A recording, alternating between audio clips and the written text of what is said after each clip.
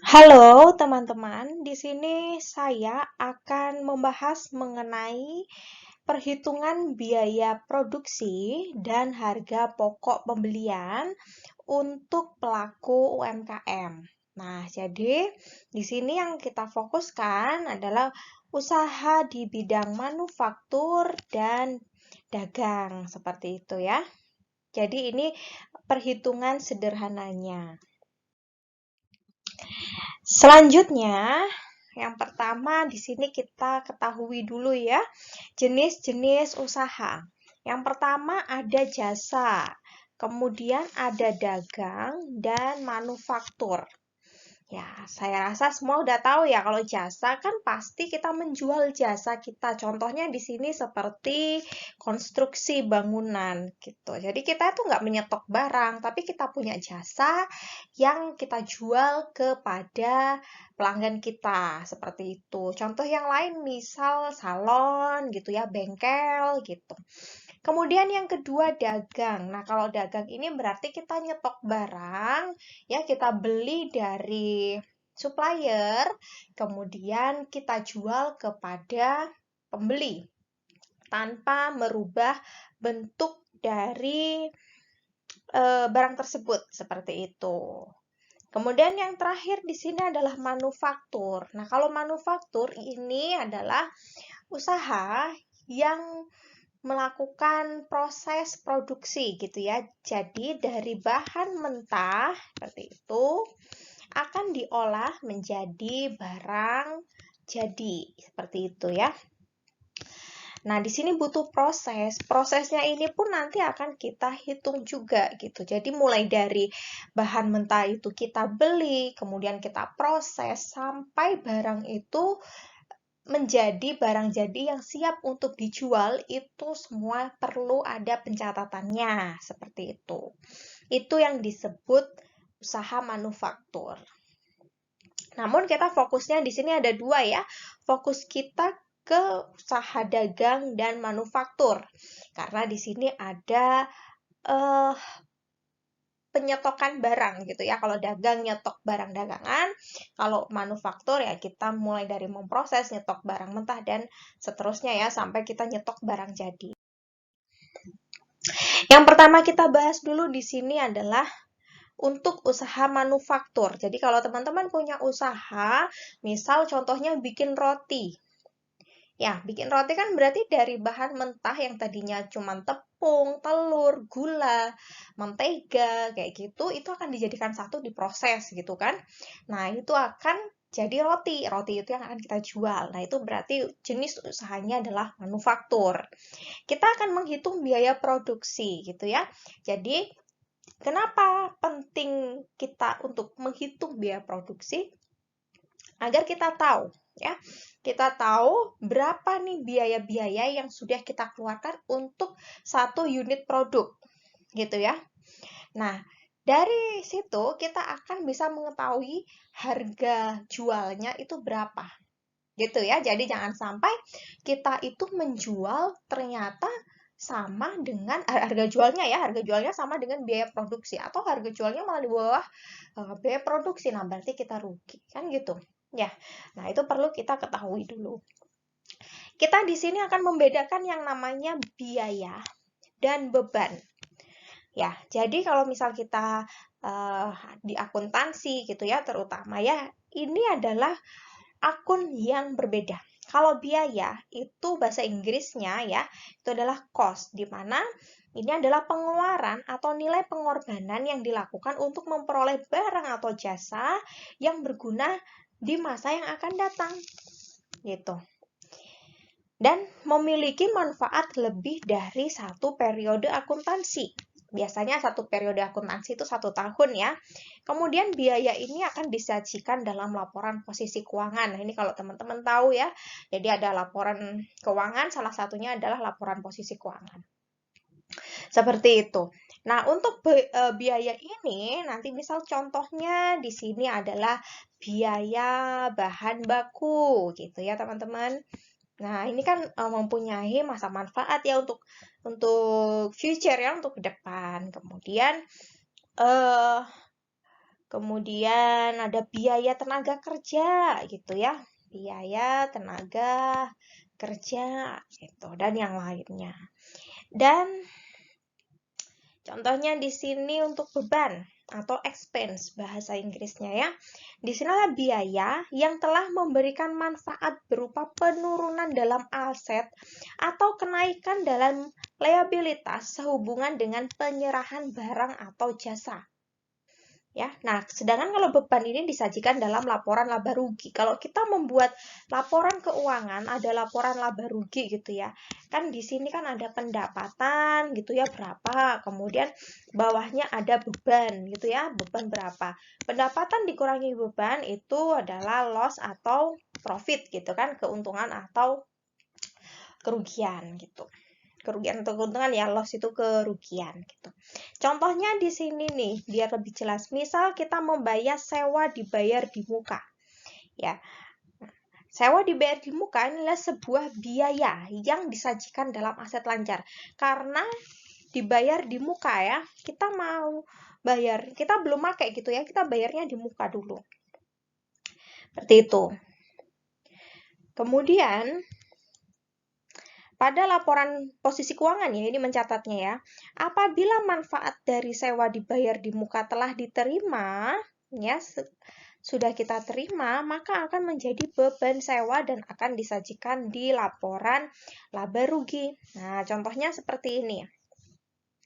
Kita mau sewa gitu ya, sewa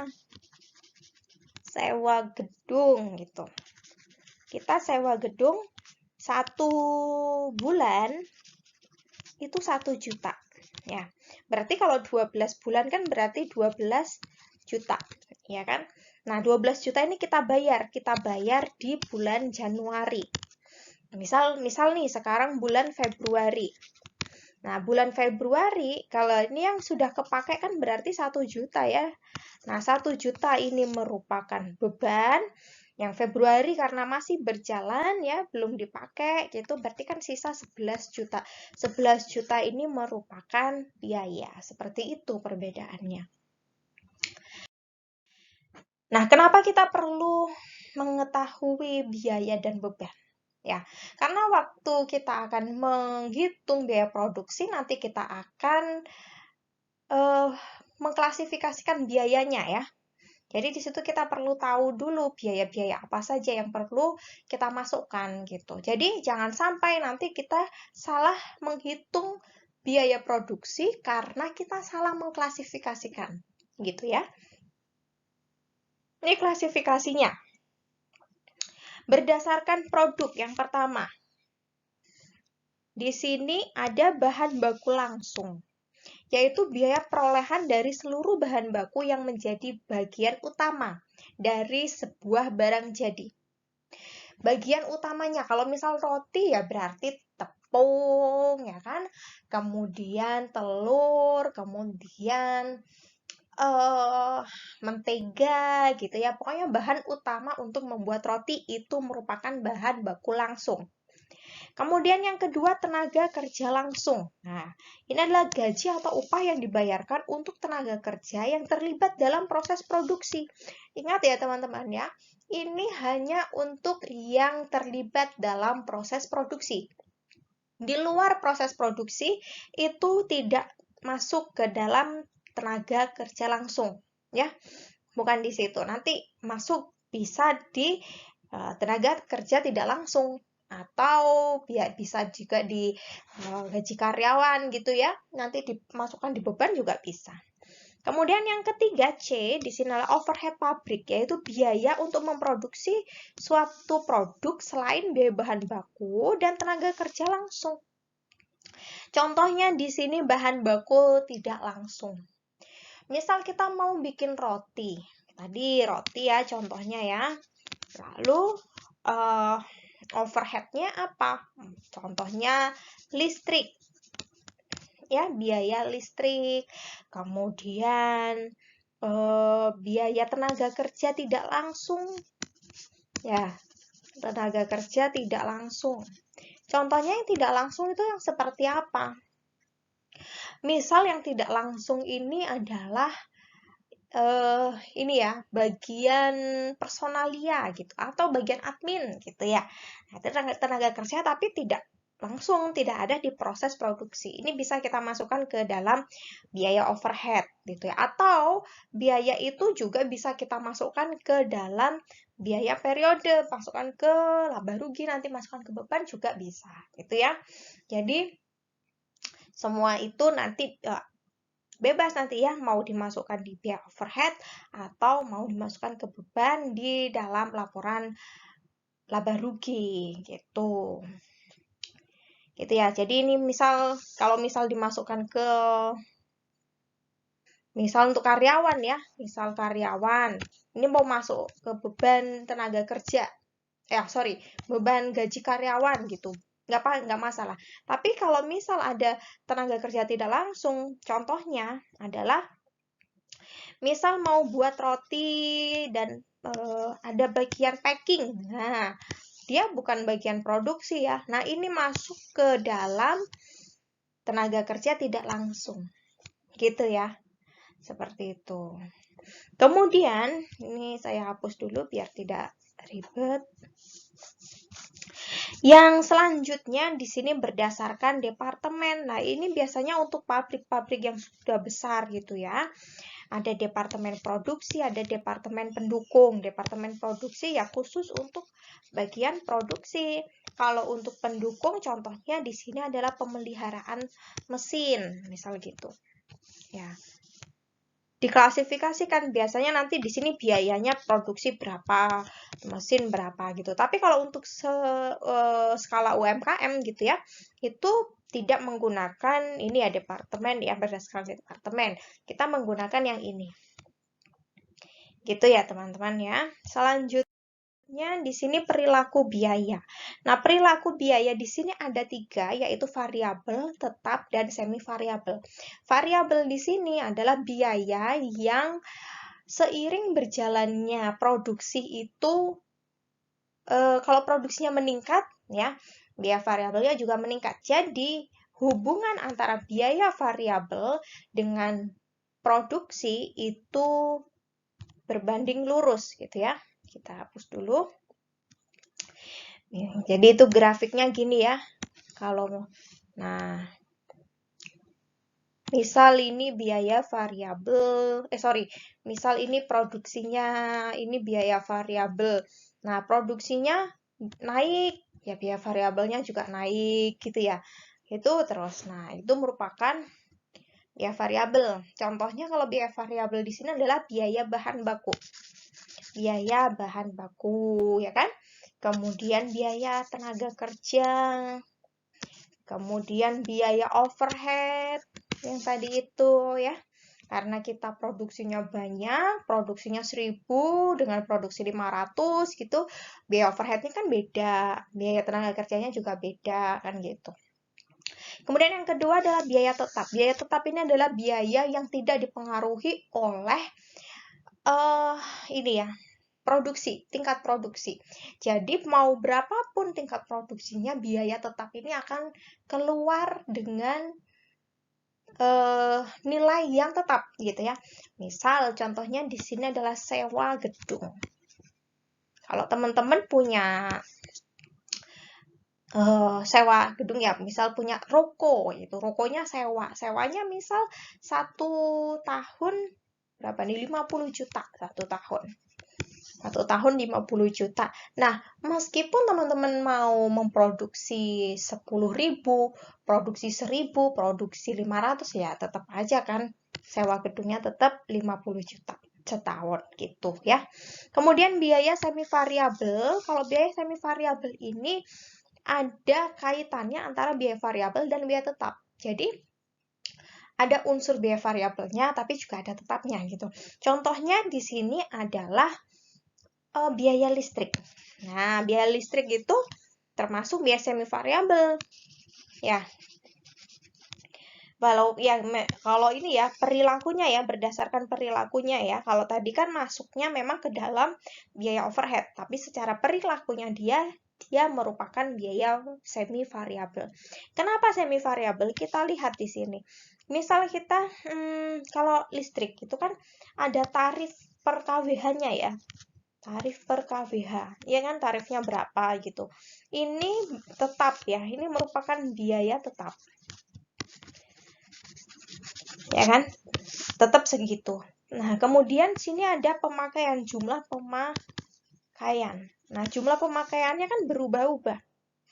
Ya kan? Tergantung tingkat produksi. Maka karena dia mengandung unsur tetap dan variabel, dia disebut dengan biaya semi variabel seperti itu. Kemudian selanjutnya biaya berdasarkan periode akuntansi. Nah, jadi di sini ada biaya produk atau biaya produksi. Ini yang tadi saya sebut-sebut ya. Jadi di sini adalah biaya untuk mengubah bahan baku menjadi bahan jadi. Tadinya masih jadi tepung, telur, kemudian mentega kayak gitu ya. Nah, itu kan masih bahan mentah ya, masih bahan baku. Nah, kemudian mau kita buat jadi roti kayak gitu. Nah, itu prosesnya itu perlu kita hitung. Nah, untuk mencatat biaya produk ini kemudian ya dialokasikan sebagai persediaan pada laporan posisi keuangan. Setelah persediaan itu terjual, kalau udah kejual gitu ya, maka biaya dari persediaan tersebut akan menjadi beban pokok penjualan. Jadi misal nih contohnya kita memproduksi roti gitu ya, 10.000 roti itu biaya produksinya anggap aja 100 juta. Nah, selama roti itu belum terjual, maka 100 juta ini masih masuk di dalam laporan posisi keuangan. Ini laporan keuangan ya, masih masuk di situ, atau yang sering disebut dengan neraca gitu ya. Nah, itu masih masuk di neraca karena dia masih persediaan. Ya, kalau persediaan itu sudah kita jual, maka ini akunnya bukan lagi persediaan, tapi dia sudah menjadi beban pokok penjualan yang tadinya ada di neraca terus pindah ke laporan laba rugi. Itu kalau sudah terjual. Lah, kalau belum terjual ya tetap di neraca gitu ya. Kemudian biaya periode. Ya, biaya periode adalah biaya-biaya yang terjadi yang tidak ada hubungannya dengan kegiatan produksi, tetapi berhubungan dengan periode waktu atau periode akuntansi. Misal penyusutan gedung, penyusutan mesin, gitu ya. Kita punya mesin, otomatis kan berkurang ya. Misal ada mixer yang tadinya harganya 5 juta, kemudian setahun lagi harganya tinggal 4.500.000 gitu ya. Umur ekonomisnya berkurang, maka nilainya juga berkurang gitu. Nah, kemudian biaya periode ini juga bisa dimasukkan yang tadi yang saya bilang, misal biaya karyawan gitu ya. Karyawan, bagian administrasi, bagian penjualan kayak gitu. Itu juga bisa masuk di dalam biaya periode gitu ya. Jadi berhubungan dengan periode akuntansi. Jadi dalam satu periode otomatis dia kan juga melakukan pekerjaan tapi tidak di bagian produksi gitu ya. Dan tidak ada kaitannya dengan produksi.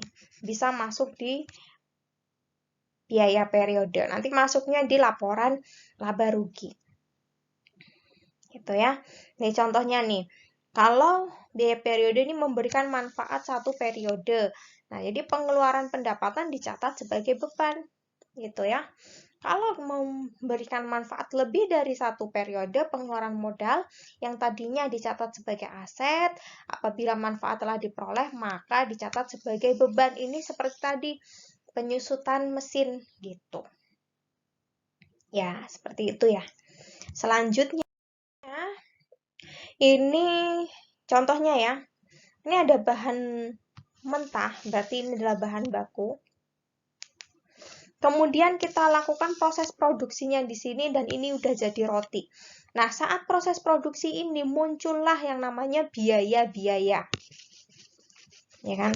Ada bahan baku, tenaga kerja, overhead masuk semua. Nah, biaya produksi kalau kita udah masuk ke udah jadi barang jadi biaya produksi, kemudian kita butuh persentase keuntungan, ya kan? Kita akan menghitung harga jualnya juga.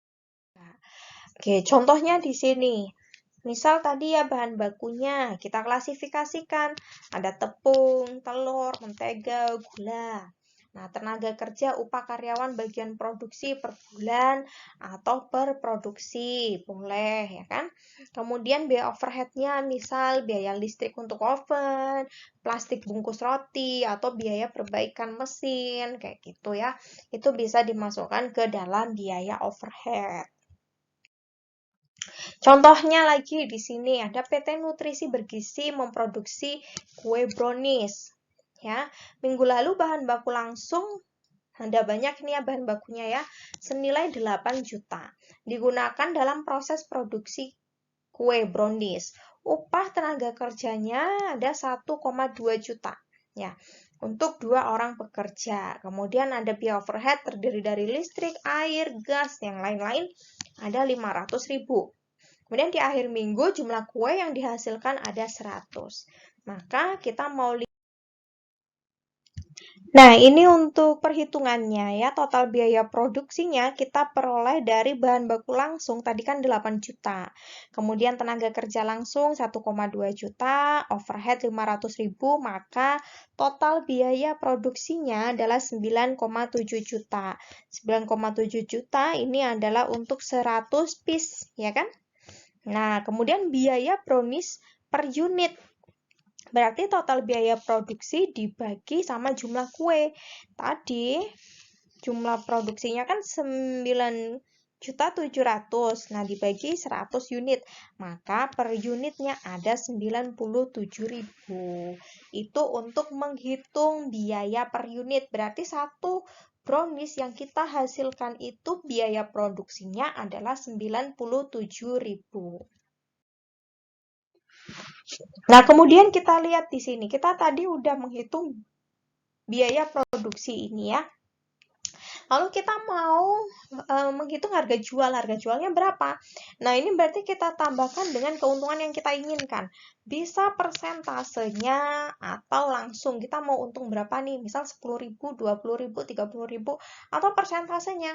Persentasenya misal berapa persen? 50%. Ya, kalau 50%, ya ditambah berarti ya 50% dari biaya produksi. Biaya produksinya tadi kan 97.000 ya. Ya kan? Nah, kemudian kita mau ambil keuntungan 50.000 ya tinggal ditambah 50.000 atau kita ambil keuntungan ini ya ditambah ya 50% ya 50% dikali 97.000 ini ya ditambah sama 97.000. Inilah yang disebut dengan harga jual. Nah, maka teman-teman jangan salah menghitung biaya produksinya di sini karena nanti akan mempengaruhi harga jual di sini. Seperti itu ya.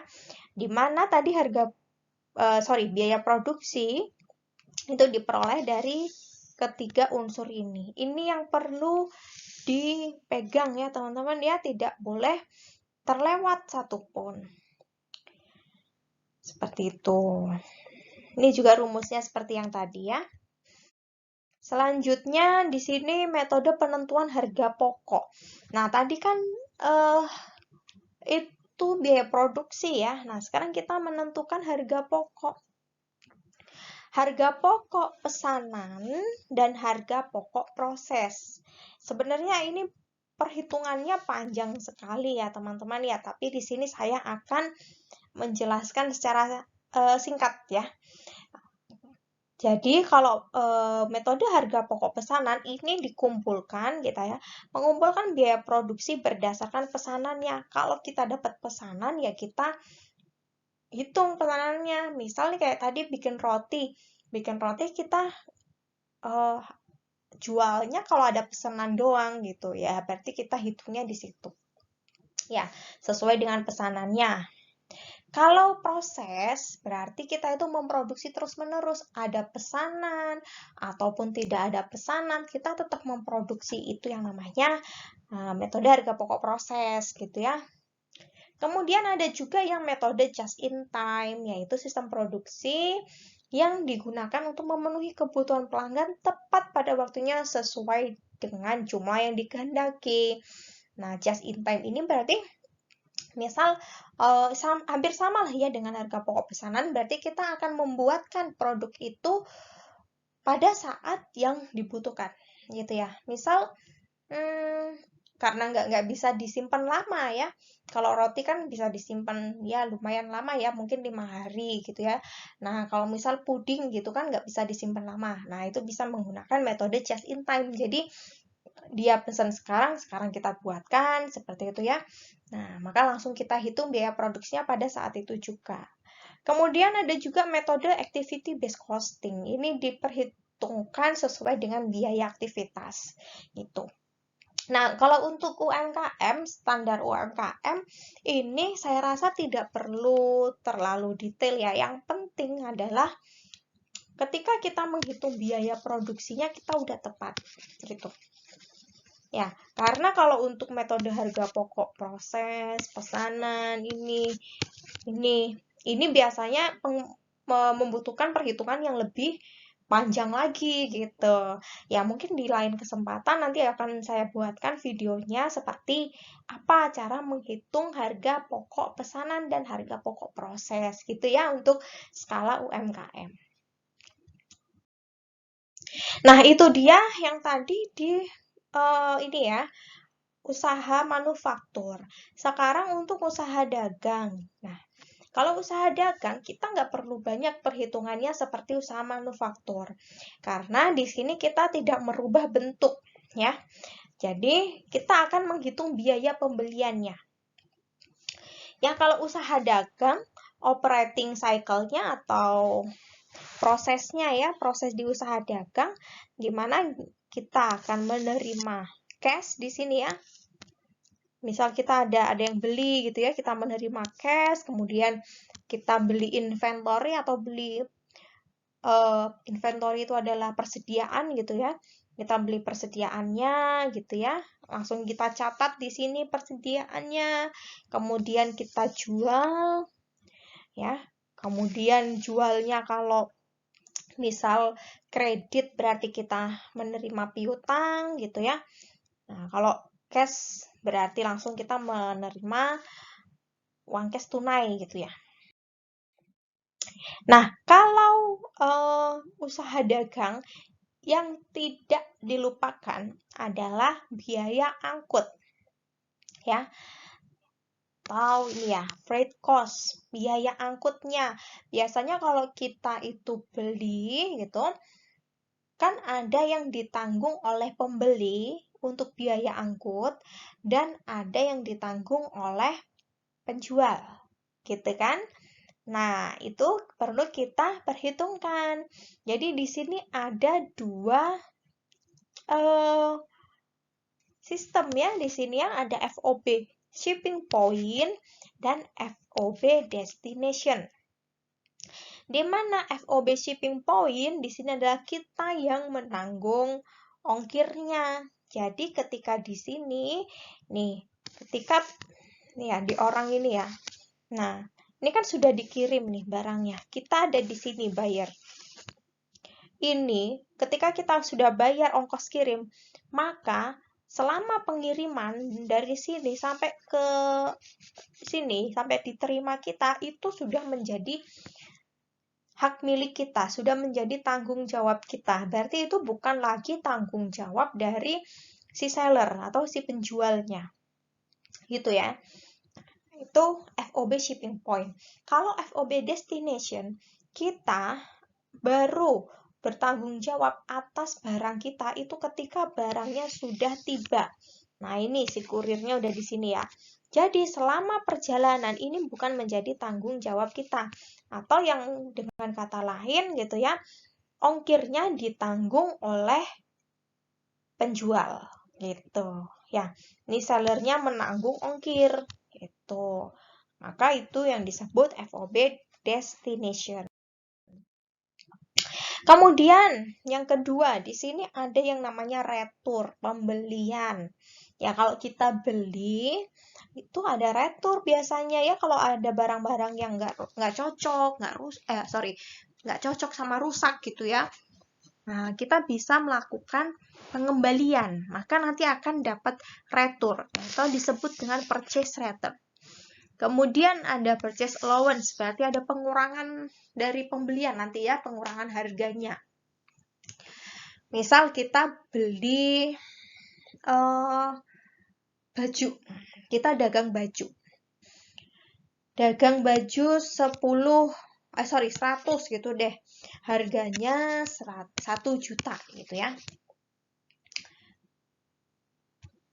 Harganya 10 juta deh. Kalau 1 juta kan kedikitan ya. Nah, misal kita beli baju 100, harganya 10 juta. Gitu. Nah, ternyata setelah sudah sampai, bajunya ada yang cacat, ada yang rusak, kan nggak bisa kita jual. Misal yang cacat itu ada 10, berarti yang nggak cacat ada 90. Nah, 10 ini kita kembalikan, itu namanya retur. Ya kan? Nah, pasti pembelian kita berkurang dong, yang tadinya 10 juta jadi cuman 9 juta gitu. Itu ya, jadi ada pengurangan harga. Nah, sebenarnya ada lagi yang namanya retur penjualan. Nah, kalau retur penjualan itu berarti kita yang memberikan retur ketika kita menjual gitu. Kemudian ada pelanggan yang mengembalikan barangnya gitu. Ketika barangnya dikembalikan ke kita karena rusak, maka muncullah yang namanya retur penjualan. Berarti penjualan kita perlu dikurangi nanti gitu ya. Tapi untuk menghitung biaya ini ya, biaya pembelian itu kita menggunakan retur pembeliannya ya, karena kita proses pembelian bukan penjualan. Jadi retur penjualan ketika kita menjual aja. Kemudian di sini yang ketiga ada credit terms atau ini ya, kesepakatan pembayaran gitu ya. Biasanya kita ada kesepakatan pembayaran, misal kredit gitu. Contohnya di sini nih ya, kredit terms-nya 2/10 N/30, yang artinya 2/10 itu adalah potongan 2% ya, jatuh temponya 10 hari sejak penjualan terjadi atau pembelian terjadi. Kita yang beli kan, sejak pembelian itu terjadi. Dan masa pelunasan gitu ya, ada di 30 hari. Jadi selama kita masih ada dalam jangka waktu 10 hari di sini, kita akan dapat potongan 2%. Tapi pelunasannya nanti ya nunggu 30 hari. Kalau misal saya bayarnya di hari ke-15 dapat potongan nggak? Ya jelas nggak dong gitu ya. Nah, itu merupakan credit terms. Terus keuntungannya apa sih kalau kita itu ini ngasih credit terms gitu ya. Yang pertama di sini adalah pembeli bisa menyimpan uangnya ya kan. Jadi misal dia kita mau beli nih, mau beli baju tadi ya 10 juta. Nah, kalau baju 10 juta kalau kita kredit, nah kan bisa lebih untung ya. Nggak pada saat ini juga kita harus bayar gitu. Toh nanti juga kita dapat potongan 2% kan gitu ya kalau kita membayarnya dalam jangka waktu 10 hari. Kemudian seller shortens the operating cycle. Jadi operating cycle-nya lebih pendek gitu ya. Jadi nggak perlu ketika ada pembeli nih, misal contoh ini ada pembeli, sini ada penjual, ada seller, sini ada buyer gitu ya. Nah, maka si penjual ini juga bisa memberikan potongan kan ke sini, ke si pembeli ya atau buyernya. Dalam jangka waktu 10 hari berarti dia sudah pasti punya ini ya, punya keinginan untuk membayar dalam waktu 10 hari lah gitu ya, biar dapat potongan 2% gitu. Nah, dengan begitu kan pembayarannya lebih cepat dibandingkan kalau kita nggak ngasih potongan gitu. Ya, gitu ya. Kalau nggak ngasih potongan, misal 2/10-nya nggak ada gitu, cuma N/30. Ya, tapi dia akan bayar nanti di hari ke-30 gitu. Maka lebih panjang lagi nanti proses operasinya ya, operating cycle-nya ya, seperti itu. Nah, selanjutnya kita menentukan cost of goods sold atau harga pokok penjualan. Jadi di sini ada dua yang akan kita hitung, yaitu cost of good purchase, yaitu biaya pembeliannya ya, dan cost of good sold atau harga pokok penjualan. Kita lihat di sini, inventory 1 Januari, misal nih, kita beli barang gitu ya, dengan harga 36.000. Ya. Sorry, inventory ini persediaan ya. Persediaannya kita masih ada 36.000 di tanggal 1 Januari. Terus kita beli lagi dengan harga 325. Nah, ternyata ada retur. Ada retur 10.400 dan ada diskon 6.800. Gini ya. Maka ini harus kita kurangi. Kita tambah. Nah, ada di sini. Ada 17.200. Nah, kemudian kita kurangi, ini adalah net purchase atau net pembeliannya. Pembeliannya sekian. Gitu ya. Ditambah di sini ditambah ongkos kirim 12.200 ya. Nah, ini maka adalah biaya pembeliannya. Pembeliannya sebesar sekian.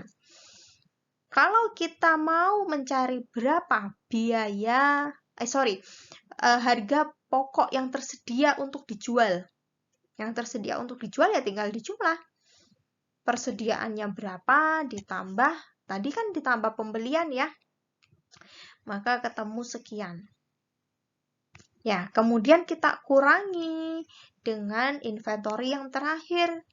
Yang di akhir periode, persediaan di akhir periode. Maka ini ketemu cost of goods sold atau harga pokok penjualan. Tapi ini harga pokok penjualan ketika sudah dijual ya. Ketika sudah dijual berarti ini.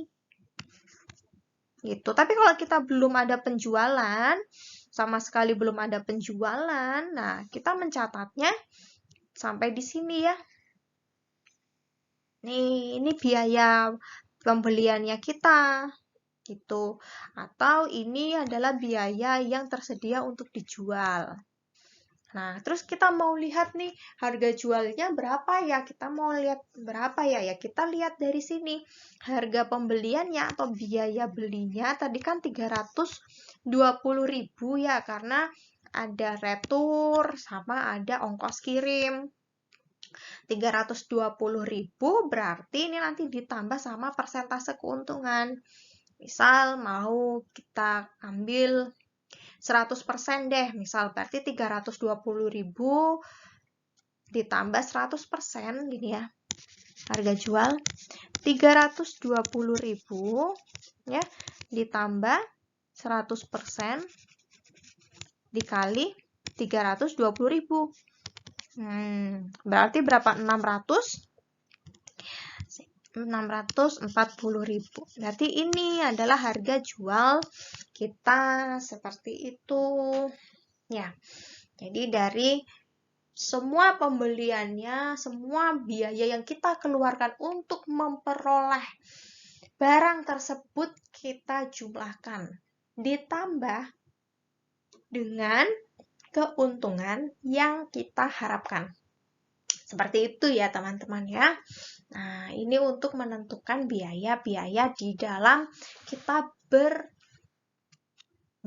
gitu ya.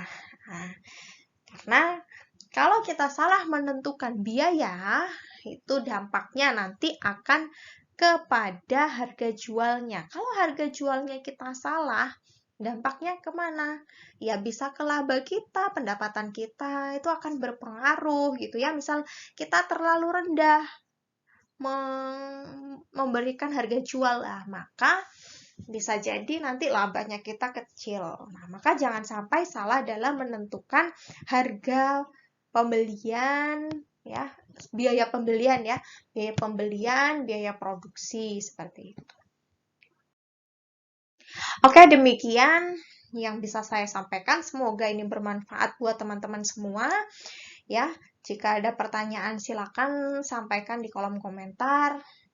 Dan sampai jumpa di video selanjutnya. Terima kasih.